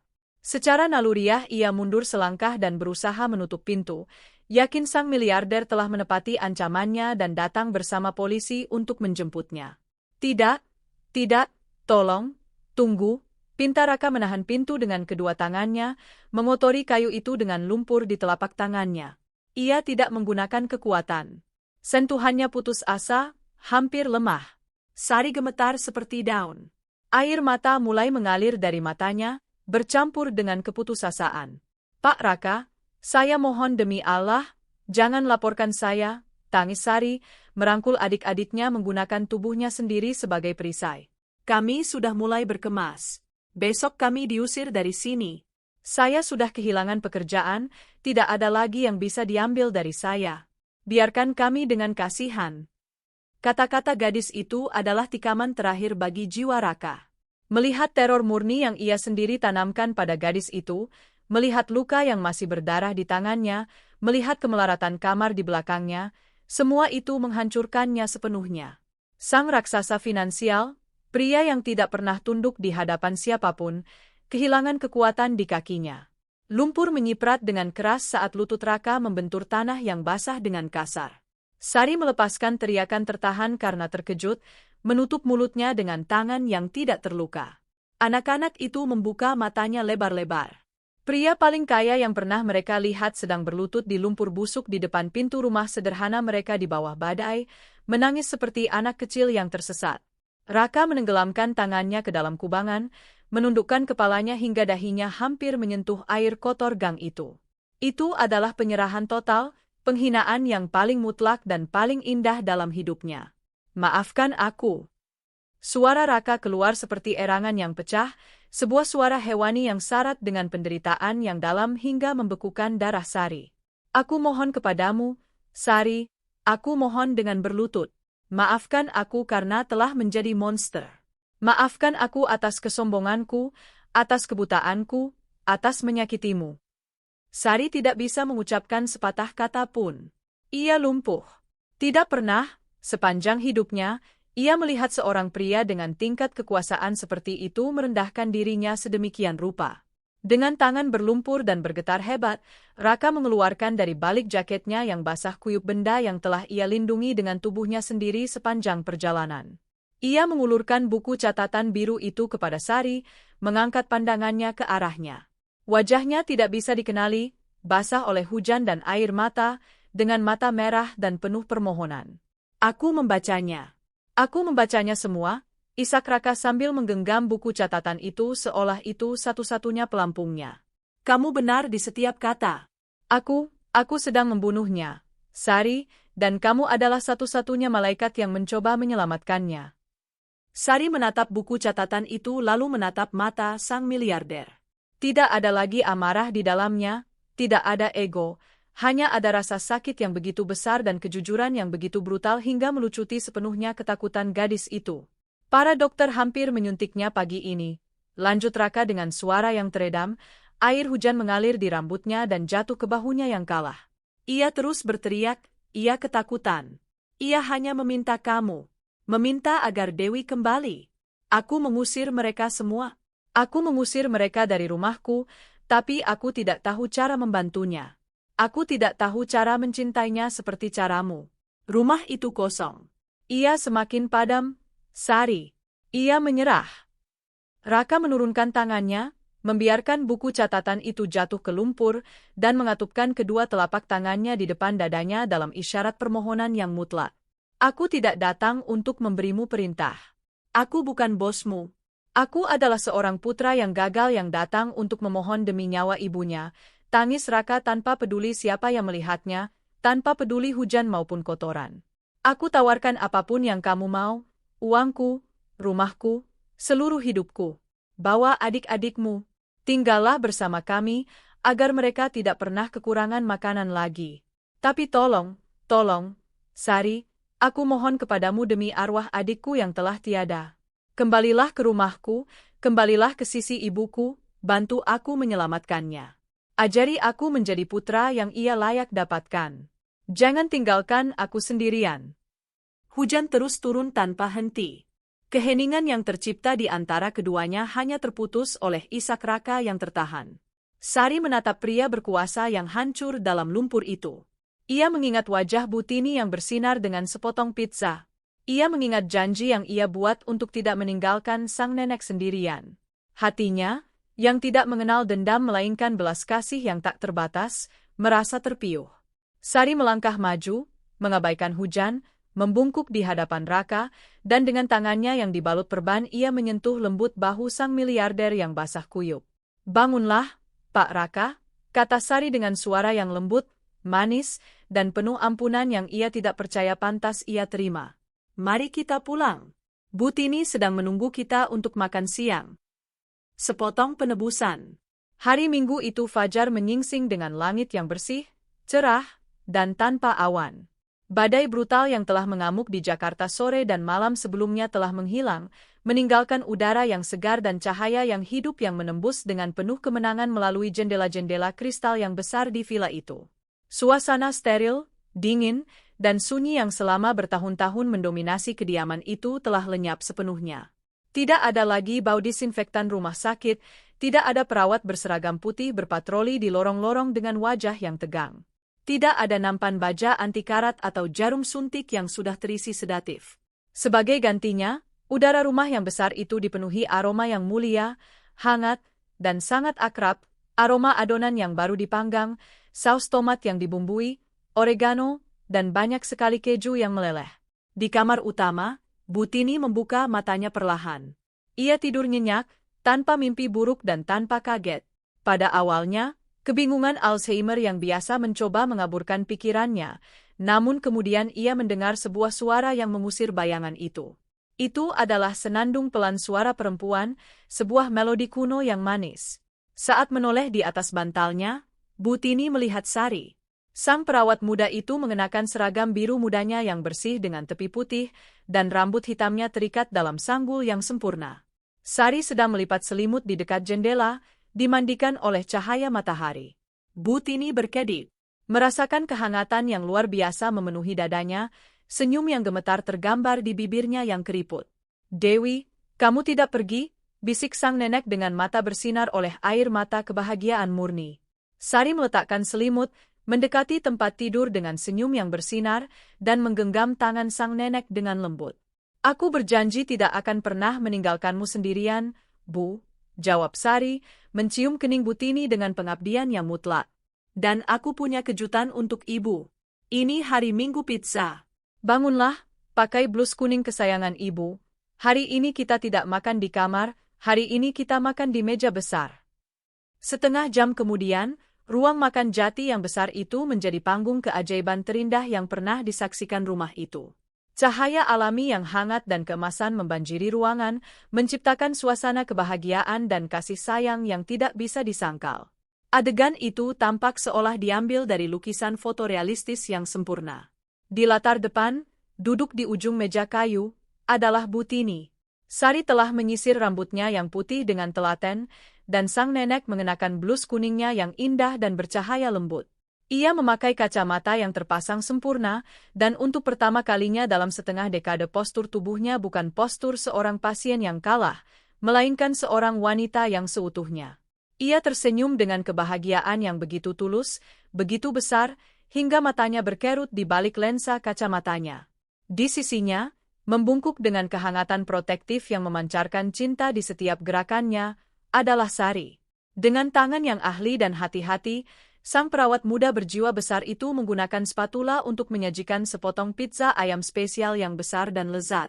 Keju mozzarella yang meleleh, kecoklatan di pinggirannya, memanjang dalam benang-benang yang sempurna, elastis, dan mengepul dari tepi kotak karton hingga ke piring porselen halus Bu Tini. Di atas meja tidak ada kotak obat atau bubur sayur hijau. Ada 2 pizza yang sangat besar, satu di antaranya setengah terpotong, gelas-gelas kristal yang penuh dengan air segar, dan serbet-serbet kertas. Itu adalah jamuan yang sederhana, penuh lemak, kalori, dan sodium, namun jauh lebih menyembuhkan daripada semua terapi dari dokter spesialis paling mahal di kota ini. Namun perubahan yang paling monumental dan paling menakjubkan dari adegan foto realistis itu bukan pada makanannya maupun senyum sang nenek, melainkan ada di bagian belakang ruangan.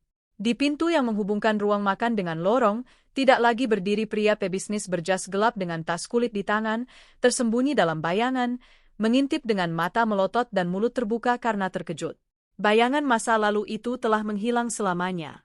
Raka tidak lagi menjadi penonton dalam bayang-bayang kehidupannya sendiri. Sang miliarder ada di sana, di bawah cahaya matahari penuh. Ia telah membuang jas desainernya, mencabut dasi sutranya, dan menggulung lengan kemeja putihnya hingga ke siku. Dan untuk pertama kalinya dalam 20 tahun, Raka duduk di meja makan. Ia duduk tepat di samping ibunya, memegang potongan pizzanya sendiri di tangan.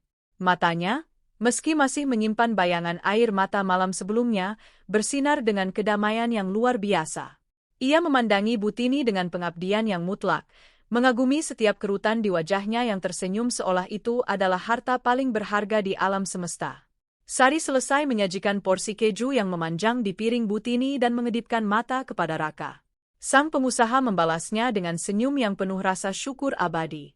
Di belakang, di taman, terdengar tawa kanak-kanak dari dua adik Sari yang berlarian di atas rumput mengejar kupu-kupu, memenuhi villa itu dengan kehidupan yang tidak pernah bisa dibeli oleh uang. Butini mengambil potongan pizza dengan kedua tangannya. Keju mengotori jari-jarinya, namun tidak ada yang peduli. Ia menggigit dengan lahap dan menutup matanya, melepaskan helaan napas kenikmatan yang tak terbatas yang membuat hati semua yang hadir bergetar. Saat membuka matanya, Butini menoleh dan menatap langsung Raka. Kabut Alzheimer akan selalu ada mengintai di sana, mencuri nama dan tanggal, mencampur-adukkan masa lalu dan masa kini.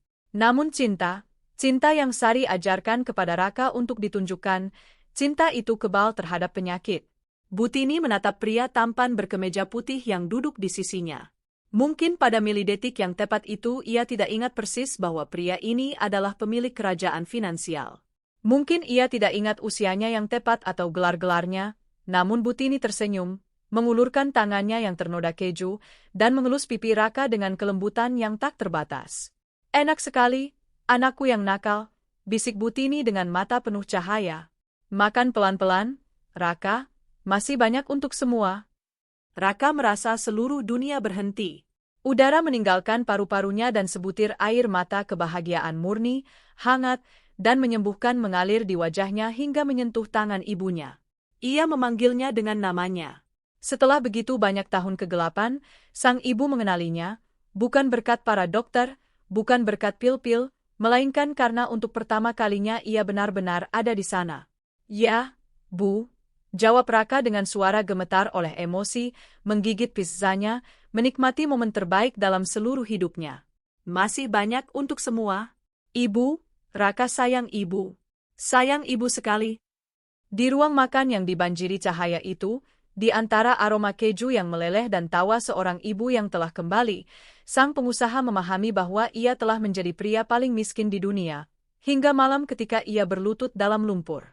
Karena pada akhirnya kekayaan sejati tidak tersimpan di dalam brankas kaca anti peluru, melainkan dalam kemampuan untuk duduk di meja makan, berbagi rezeki, dan mengingat, sebelum waktu habis, bagaimana caranya mencintai mereka yang telah memberi kita kehidupan.